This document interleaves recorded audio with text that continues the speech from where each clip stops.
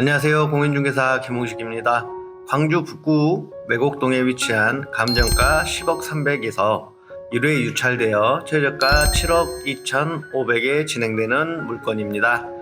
전면부 석재 마감 부분은 이탈이나 깨짐 등 하자 없는 상태이나 후면부 드라이비트로 마감된 곳은 오염도가 일부 있어 재도색 등 단장이 필요한 상황이었습니다.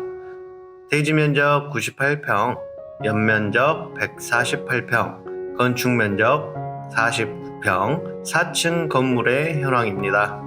주차는 8대로 구획되어 있으며 2010년식 건물로 15가구로 구성되어 있습니다. 꽤 오랜 시간 동안 방치되어 있는 상태로 공용 복도 부분 등 센서 등이 작동하지 않았는데요.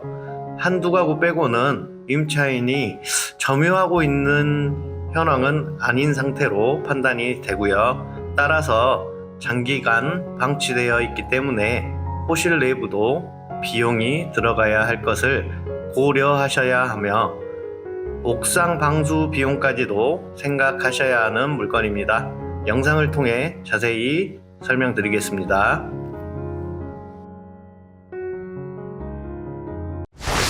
사건 번호 2024 타경 66359 매곡동 물건이고요. 감정가 10억 300만원 정도에 책정이 돼서 1회 유찰되었죠. 그래서 7억 2,500에 진행되고 있는 물건인데요. 오늘 물건은 제가 이따 설명드리겠지만 3차 때도 준비하시는 게 조금 낫지 않을까라는 생각입니다. 그 이유에 대해서는 계속 영상을 통해 설명드리겠습니다.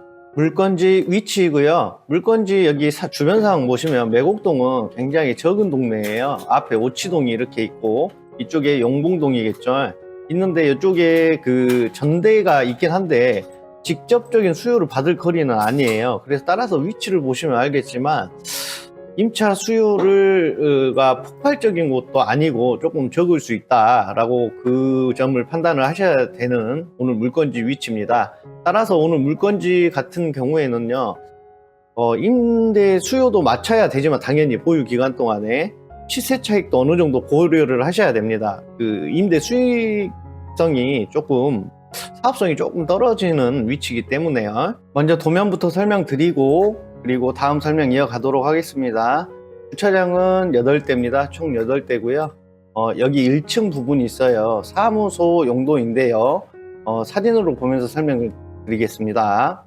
주차장에서 현관은 여기 있는데요. 따로 빠져 있죠. 현관을 통하지 않고 사무소 형태로 되어 있는데 여기는 도면상 보시면 용도는 사무실이지만 실질적 이용은 주거 형태이지 않을까 추측을 해봅니다. 네, 그래서 사무소로 되어 있는 곳이 주택 형태로 이용하고 있어서 아마 여기가 3룸 형태가 되지 않을까 싶어요. 이렇게 방이 구획이 돼 있는 임의 분할 해가지고요. 일단 주택 형태라고 가정을 하고 생각하시면 되겠습니다. 네, 2층 도면입니다. 2층은 미리 제가 표시해 두었습니다. 이렇게 보라색으로 된 곳이 방 하나에 원룸 형태의 호실이 2가구 있고요. 그리고 나머지는 다 투룸 형태거든요. 이렇게 투룸 형태입니다. 투룸 4개의 호실이 있는 현황이라고 생각하시면 되겠습니다. 네, 3층 동면입니다. 3층은 투룸이 1개 호실, 2개 호실, 3개 호실, 4개 호실 되고요. 원룸은 1개 호실이 있다고 보시면 되겠고요. 네, 4층 도면입니다. 4층은 원룸 2개 호실과 투룸 1개 호실이 있고요. 여기 현관을 통해서 계단실 중심으로 해서 여기 현관을 통해서 안집인데요. 안집 1개 호실이 있는데 거실과 주방이 있고요. 그 다음에 방이 하나, 2개가 있고 욕실은 1개인 조금 작은 형태의 안집이라고 보시면 되겠습니다.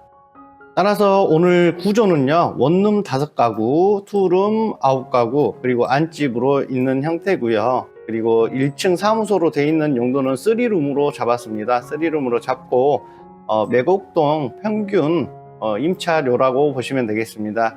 그래서 따라서 이 현 상태대로 그냥 어느 정도만 해서 월세를 맞추게 되면 월 663만원 나오고 년 7,956만원입니다.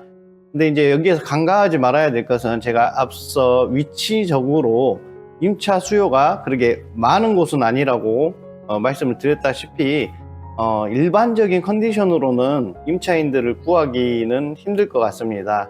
더군다나 월세 세입자는 구하기 힘든 상황이라고 판단하시면 되겠고, 따라서 내부 호실에 대한 리모델링이나 투자가 돼야 돼요. 그래서 리모델링 후에도 그 월세가 어떻게 변동되는지 그것도 계산을 해 놨거든요. 그거 한번 보시겠습니다. 네, 전 호실 리모델링을 통해서요, 안집 같은 경우에는 그냥 월세를 70만 원 잡았는데 이건 좀 보수적으로 잡은 겁니다. 그리고 나머지 호실들은 조금씩 증액이 됩니다. 증액이 돼서 월 755만 원, 6,060만 원 1년에 발생이 될 수 있는 여지가 있는 물건이다 라고 생각하시면 되겠습니다. 리모델링을 해야 됩니다. 먼저 현 최저가 기준으로 해서 설명을 드리겠습니다. 7억 2,600만 원에 지금 진행이 되고 있고요.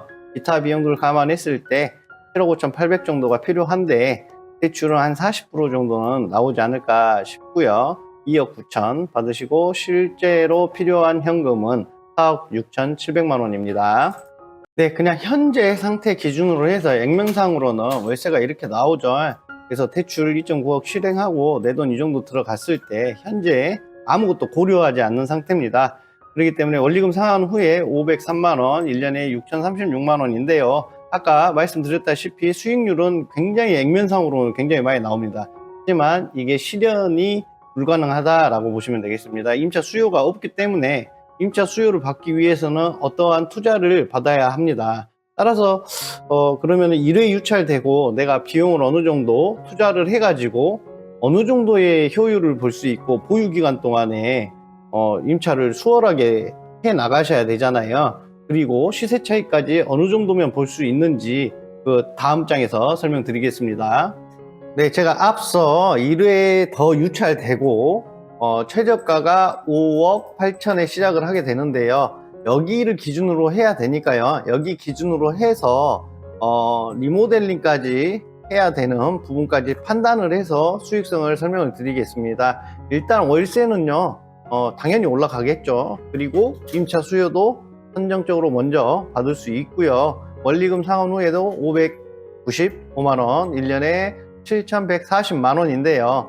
대출은 똑같이 2억 9천 정도 실행을 하셨을 때 우리 최저가 요 기준으로 했을 때 리모델링 비용은 3억을 잡아놨는데요. 조금 여유 있게 잡아놓은 겁니다. 왜냐하면 전체 그 호실 15가구잖아요. 안집 포함해서 그 15가구와 밑에 1층 사무소 16개를 올 리모델링 해야 됩니다. 그러니까 화장실부터 전체적인 도배장판 옵션들까지 해서 전부 다 인테리어를 하고, 그리고 외관상 공용 부분이나 외부 드라이비트 마감한 곳 있지 않습니까? 거기까지 전부 다 점검을 하는 해야 됩니다. 해야 되기 때문에 이렇게 잡았고요.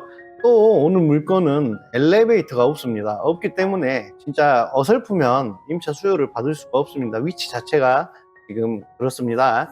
그렇기 때문에 이 기준으로 했을 때 5억 9천 정도 내 실제 자금이 들어간다 라고 보시면 될 것 같은데요. 그랬을 때 12.8%인데 엄청나게 많이 나오죠. 보유 기간 동안에 내가 조금은 더 임차를 수월하게 맞추고 공실률을 낮추고요. 그리고 보유는 어느 정도 하셔야 됩니다. 그리고 보유 기간 이후에 수익성이 되니까요. 시세 차익도 볼 수 있습니다. 감정가가 지금 10억 정도 되는데 임차 수요나 이런 것들을 업그레이드 해 놓으면, 수익성을 업그레이드를 해 놓으면 당연히 시세 차익까지 충분히 바라보실 수 있는 그런 물건이다 라고 보시면 되겠고요. 물론 5억 8천에 받을 수는 없겠죠. 없으니까 이 폭을 좀 생각을 하셔서 이 기준으로 해서요, 그러면은 최대한 좀 받으실 수 있는 금액이 저렴하면 저렴할수록 좋은데 12%는 좀 불가능할 것 같고, 실질적으로 한번 유찰됐을 때 현실적으로는 뭐 일단은 최소 9% 이상은 보시지 않을까 싶습니다. 그렇기 때문에 시세 차익도 어느 정도 염두를 해 두시고 그런 투자를 하셔야 될 것 같습니다. 네, 검토했을 때 보시면 7억 2,500만 원이 들어간다고 이 기준으로 해도 임차 수요를 충분히 받지 못하기 때문에 이 금액에 들어가는 거는 제 주관적으로는 보수적으로 봐서 이건 좀 아니라고 생각합니다.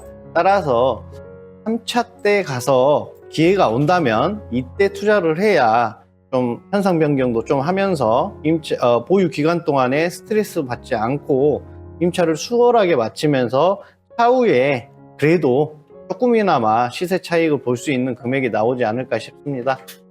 네, 그리고 임차인 현황 보시면 제가 아까 조사한 내용들을 말씀드렸는데요. 보시면은 전부 이해관계인이 많이 있죠. 그리고 얼핏 봐도 월세 세입자가 그렇게 많지 않구나. 보통 거의 절반은 전세로 맞추신 것 같아요. 따라서 지금 임차권 등기되어 있는 이분들은 지금 점유를 이전을 했겠죠, 당연히. 그리고 나머지 임차인들도 거의 살지 않고 한 2가구 정도인가 택배물이 있고 현관 자기 호실마다 이렇게 좀 다른 부착물이 없어서 그 이외에는 조금 점유를 하고 있지는 않다라고 판단하시면 될 것 같고요. 저는 그런 판단이 들었어요.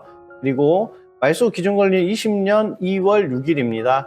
말소 기준권리보다 앞선 임차인들은 하나도 없어서 모두 계약력이 없는 상태지만 배당을 못 받겠죠. 전체적으로 뭐 받는 사람도 있고 못 받는 사람도 있고 그렇기 때문에 조금 이 부분은 명도하는데 굉장히 신경이 많이 쓰여지겠죠. 당연히 이 부분은 체크를 하셔야 됩니다. 네, 권리사항에는 하자는 없습니다. 그렇기 때문에 여기 보시면 근저당이 그렇게 금액이 크지는 않습니다. 3억 1,200이기 때문에요. 하지만 제가 아까 말씀드렸다시피 5.5억에서 6억 사이, 5.8억에서 최저가 한 번 더 떨어지고요.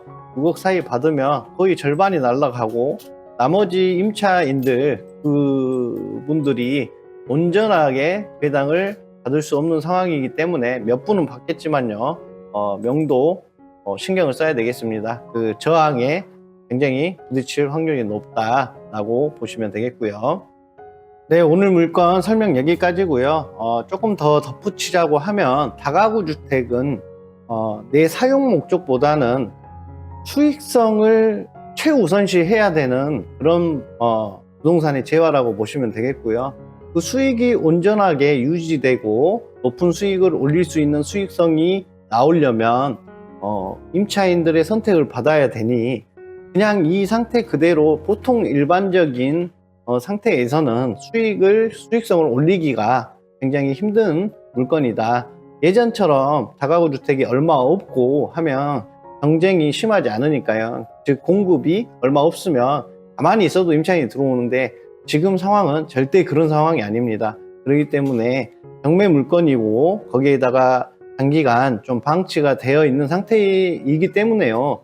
당연히 리모델링 비용, 현상 변경 비용을 고려를 해가지고 내 투자 비용에 산입을 하셔서 그리고 수익성을 판단을 하고 그 돈이 들어가서 차후에 엑시트 할 때 따라서 재매각을 할 수 있는지 여부도 전체적으로 따져보셨으면 좋겠습니다. 잘 고려하셔가지고 판단해서 경매에 참여하시면 되겠습니다. 여기까지 공인중개사 김홍식이었습니다. 구독, 좋아요 부탁드립니다.